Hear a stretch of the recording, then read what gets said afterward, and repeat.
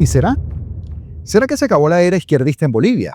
Dos candidatos opositores irán a segunda vuelta por la presidencia, según conteo rápido. Buenas noticias para la democracia. Aunque no faltarán algunos chavistas, así que preparen el paraguas. Y entérate de cómo cayó el gordo Alex, uno de los autores materiales del crimen horrendo de Ronald Ojeda en Chile. Amén, porque se haga justicia, porque sí, está conectado a Diosdado Cabello, y ya les cuento.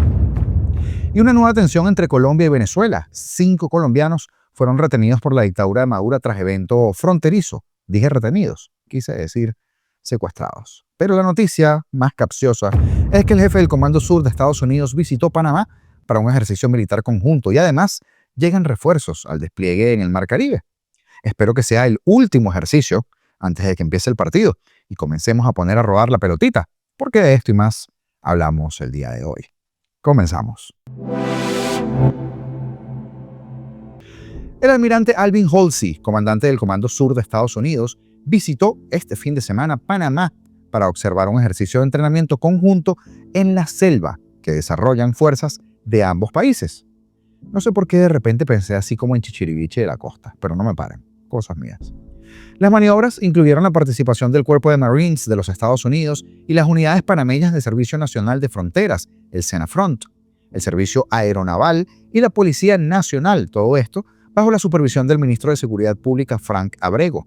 Además, durante su visita, Halsey recorrió el USS Samson, un destructor de la Marina estadounidense desplegado en aguas panameñas, en una acción que por supuesto busca reforzar el compromiso de Washington con la seguridad del Canal de Panamá y con la cooperación militar en toda la región.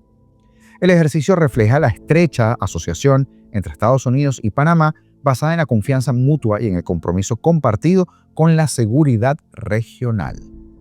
Destacó el Comando Sur en un comunicado y aunque no lo van a decir explícitamente, es un recadito a los socios de Maduro, a los chinos, porque toca recordar el énfasis que ha puesto el presidente Donald Trump en no permitir operatividad china precisamente allí, en el Canal de Panamá.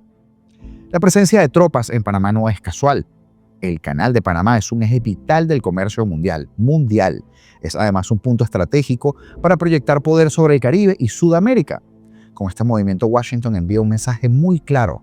Controla las rutas marítimas que Maduro y sus aliados utilizan para el contrabando y el narcotráfico. El operativo militar en el Caribe ya limita las principales rutas de la droga que financian al chavismo y sumado al control logístico en Panamá representan un cerco regional importante.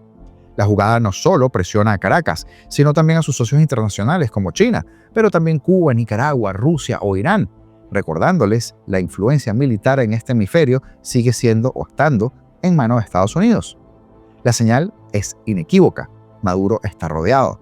Washington pasa de la presión diplomática de hace un mes a la demostración de fuerza, apuntando al corazón financiero y geopolítico del régimen. Y aquí está la conclusión que Maduro no quiere escuchar. El tiempo se agota. El cerco ya no es político ni económico solamente, ahora también es militar. Y cuando un dictador pierde el control de sus rutas de dinero, pierde el poder. Y los tiburones ya están sueltos en el Mar Caribe y huelen sangre.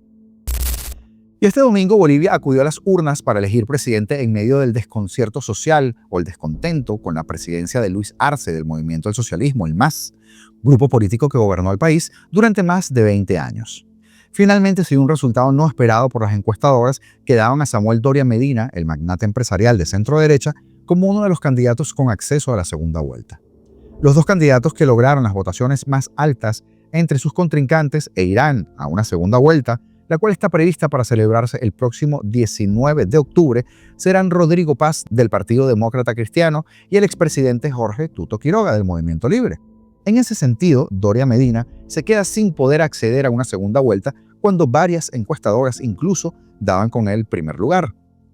Paz Pereira alcanzó el 32.04% de las votaciones, mientras que Quiroga se ubica en el segundo lugar, según encuestadoras, con el 26.98%. Entre tanto, Doria Medina se terminó ubicando por debajo con el 19.97%. Estos resultados representan una derrota para el oficialismo del presidente Luis Arce, gracias a Dios, dado que su partido, el Movimiento del Socialismo, gobernó el país durante más de 20 años desde el triunfo del pedófilo Evo Morales en 2005. Eduardo del Castillo, exfuncionario del gobierno de Arce y candidato del MAS, obtuvo únicamente 3,14%, y se ubicó en el 6º lugar. El candidato de izquierda con más posibilidades fue Andrónico Rodríguez, del Partido Alianza Popular, y se quedó con el 8,08% por detrás de Doria Medina. Manfred Reyes Villa, del Partido Súmate, obtuvo únicamente el 6,64%, mientras que Rodrigo Paz, del Partido Demócrata Cristiano, no llegaba ni siquiera a un 15% en las encuestas previas a las elecciones este domingo, por lo que su votación es sorpresiva. Cabe recordar que Paz es el hijo del expresidente de Bolivia, Jaime Paz Zamora, quien gobernó entre 1989 y el 93. Y si todo se mantiene como estamos viendo, a vuelo rápido, Bolivia ha decidido salirse del eje del mal, y eso se celebra, porque es un aliado menos para Maduro. Y cerca de la medianoche del miércoles pasado, personal especializado de Carabineros detuvieron a Alfredo José Enríquez Pineda, el Gordo Alex, señalado como líder de la facción de los piratas del Tren de Aragua y uno de los autores materiales del secuestro y el asesinato del exmilitar venezolano Ronald Ojeda, en paz descanse. La captura de Enríquez Pineda constituyó un avance clave en la investigación, la que ha llevado al equipo de crimen organizado y homicidios, el ECO, del Ministerio Público, a sostener que el crimen del malogrado disidente venezolano sí fue un móvil político, tesis que es compartida además con el gobierno de Gabriel Boric, que terminó por romper las febles relaciones diplomáticas que quedaban entre Chile y Venezuela. El arresto del Gordo Alex se logró en medio de un operativo de Carabineros en la comuna santiagüina de Estación Central, quienes buscaban a los responsables del secuestro de otra persona, del empresario Rodrigo Caterillani, ocurrido en Quilicura la semana pasada. Pero les llegó la sorpresa. Al revisar los teléfonos de los detenidos, los uniformados se percataron de que uno de ellos era nada más y nada menos que uno de estos sujetos de interés buscado por la Policía de Investigaciones, la PDI, en el marco de las indagatorias por el crimen de Ronald Ojeda. Enrique Pineda había salido del país por un paso irregular junto a otros miembros de la banda rumbo a Perú, luego a Colombia, para finalmente llegar a dónde, aunque usted no sabe dónde. Venezuela, entre el 27 y el 28 de febrero del 2024. Esto luego del secuestro y antes de que el cuerpo de Ojeda apareciera enterrado el 1 de marzo. Qué raro, ¿verdad? ¿Por qué habrá ido a Venezuela? Me pregunto yo. ¿Por qué? Regresó a Chile hace pocos meses, también por un paso no habitado, con la misión de rearticular a los piratas, y trabajaba sin papeles como maestro de sushi de día a modo de fachada. Presumimos que este sujeto regresó a nuestro país con la finalidad de rearmar los distintos brazos de esta estructura transnacional, aseguró el jueves el subprefecto Hazel Barrientos, jefe de la BIP Antisecuestros Metropolitana. El persecutor explicó que el Gordo Alex fue uno de los falsos policías de estos que vimos en los videos entrando al edificio de Ronald Ojeda en la Comuna Independencia, y se lo llevaron en calzoncillos, como usted recordará, la noche del 21 de febrero del año pasado. Hay que entender que este secuestro, por el periodo en que estuvo en cautiverio y con el resultado final que tuvo, que fue la muerte de esta víctima, se dividió en distintas fases, entre ellas la ubicación, el secuestro, el traslado, el cautiverio y por último la muerte de la víctima. Y la inhumación ilegal, por supuesto, aclaró Barrientos. En una de esas fases es donde es autor material este último detenido del que estamos hablando, y sería en la fase del secuestro particularmente, agregó. Por su parte, el fiscal regional y coordinador de ECO, Héctor Barros, informó que Enríquez Pineda es el detenido número 12 en la causa del crimen contra el disidente venezolano y que su formalización se llevará a cabo hoy lunes a primera hora. Barros indicó que ahora lo que tenemos es una información que está incorporada en la investigación penal que da cuenta de los encargos que se han hecho. Cuando existen antecedentes que a juicio nuestro ameriten una formalización o una orden de detención, obviamente se va a realizar como en cualquier otro caso, indicó. Pero cabe recordar que según la declaración de un testigo protegido, la orden de matar al malogrado disidente venezolano provino directamente de Diosdado Cabello, el narquito de medio pelo. Dicho testigo sostuvo que Rafael Gámez Salas, alias el Turco, líder principal de los piratas y autor intelectual del crimen, recibió de Carlos Bobby Gómez la confianza para hacer un trabajo complejo de concretar. A su vez, Carlos Bobby había sido contactado por el ex jefe máximo del Tren de Aragua, Héctor el Niño Guerrero, actualmente prófugo de la justicia, quien cerró el trato en persona con Diosdado Cabello y dio curso a la operación. El testigo protegido señaló además que una vez realizado el trabajo, Cabello hizo el pago de la suma acordada al Niño Guerrero en el Perú, pero que varios de los involucrados quedaron con las manos vacías puesto que el dinero quedó allá arriba y nunca chorreó como manantial hasta los soldaditos hoy formalizados.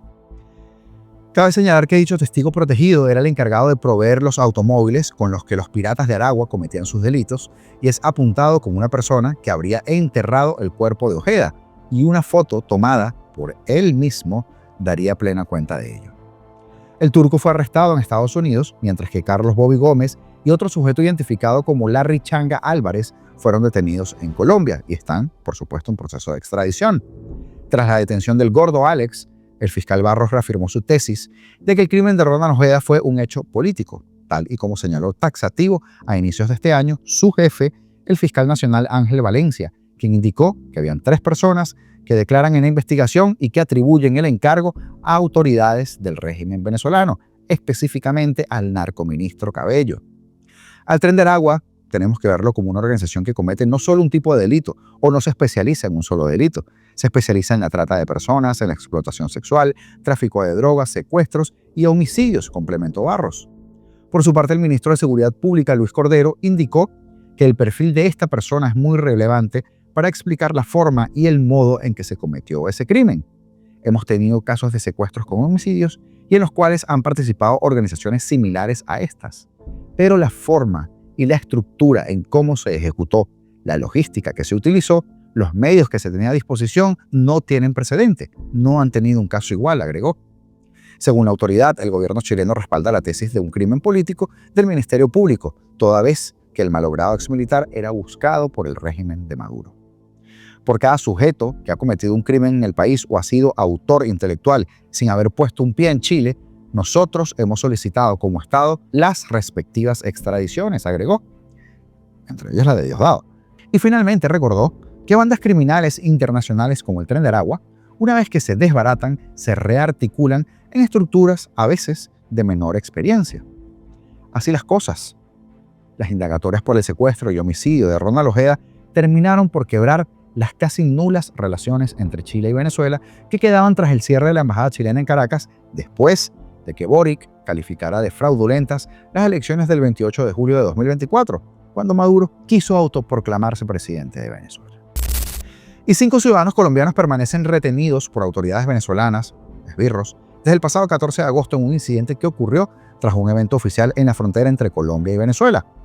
La información proporcionada por la Agencia para la Reincorporación y la Normalización, ARN, detalla que 4 de las personas detenidas son firmantes del acuerdo final de paz, mientras que el quinto es un contratista de la misma entidad estatal.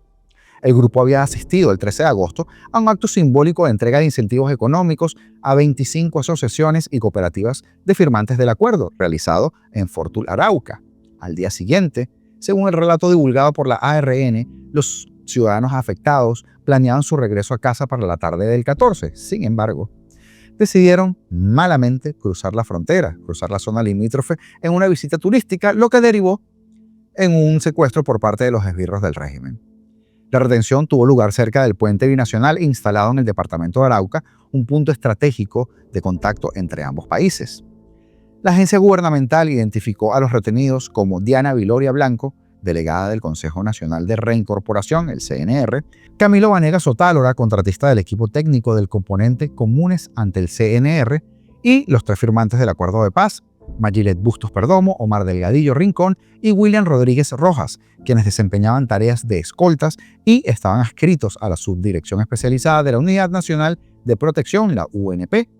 Según el comunicado, el acto de entrega simbólica de incentivos económicos a estas 25 asociaciones y cooperativas de firmantes era parte de la estrategia de sostenibilidad realizada por la Agencia para la Reincorporación y Normalización, ARN, y estos sujetos. Según la ARN, estos escoltas portaban armas para cumplir con dicha labor, ya que su misión central consiste en proteger la integridad de los excombatientes que firmaron ese acuerdo de paz. El comunicado oficial de la entidad colombiana enfatiza que el 14 de agosto tuvo conocimiento de esa retención de 5 ciudadanos colombianos por parte de autoridades venezolanas, entre ellos los 4 firmantes del acuerdo de paz y ese contratista de la entidad. Tras conocerse los hechos, la ARN informó que activó de inmediato los procedimientos institucionales y canales diplomáticos, incluyendo la coordinación con la Cancillería de Colombia. De este modo, se estableció contacto directo con la Embajada de Colombia en Venezuela y también con la delegación venezolana en Bogotá. Pero el objetivo declarado por las agencias es esclarecer los hechos que llevaron a la detención de estos sujetos y el respeto, además, por sus derechos fundamentales, así como agotar todas las gestiones diplomáticas que permitan un pronto y seguro retorno de los ciudadanos involucrados. Ninguna otra autoridad gubernamental, ni de Colombia ni de Venezuela, han ofrecido declaraciones adicionales del caso. La ARN concluyó en su comunicado: en coordinación con la Cancillería colombiana, se estableció comunicación directa con la Embajada de Colombia en Venezuela, así como con la Embajada de la República Bolivariana de Venezuela en Colombia, a fin de agotar las vías diplomáticas que faciliten el pronto y seguro retorno de estos ciudadanos retenidos. Siguen confiando en el dictador bananero, ¿verdad? El cerco contra Maduro aprieta. Estados Unidos mueve sus piezas en Panamá y el Caribe. Bolivia deja atrás más de 2 décadas de hegemonía izquierdista. Chile desmantela los tentáculos del Tren de Aragua y expone la conexión directa con Diosdado Cabello. Mientras, la dictadura venezolana recurre a su arma favorita, el secuestro, esta vez de colombianos en la frontera. El mapa regional está cambiando y lo que vemos es el fin de una era, aunque usted no lo crea. La izquierda radical que se creyó eterna ya no tiene cómo sostenerse. Pierde en las urnas, se fractura en las calles y ahora enfrenta un cerco militar que corta sus rutas de dinero y narcotráfico. El mensaje es muy claro. El reloj corre en contra de Maduro y sus aliados. El hemisferio vuelve a alinearse y esta vez la presión no es solo política, es total. Y cuando los dictadores empiezan a perder territorio, influencia y dinero, lo siguiente que pierden es el poder. Saludos especiales a Alberto Pereda por hacerse miembro del canal. El compromiso de nuestros miembros es altamente apreciado porque es la columna que sostiene el periodismo independiente. También para Rebeca Gómez, gracias nuevamente por tu aporte. El equipo bien lo sabe agradecer. Y a todos ustedes que llegaron hasta esta parte del video, muchísimas gracias por la receptividad, por participar, por comentar. Así que suscríbete, dale like, comparte esto con tus familiares, con tus personas allegadas, con tus seres queridos, para romper el cerco mediático que impuso el régimen hace mucho tiempo. Porque yo siento que la cosa ahora sí está cerca. Y señores, como siempre decimos en este espacio, libertad o nada, porque seremos libres.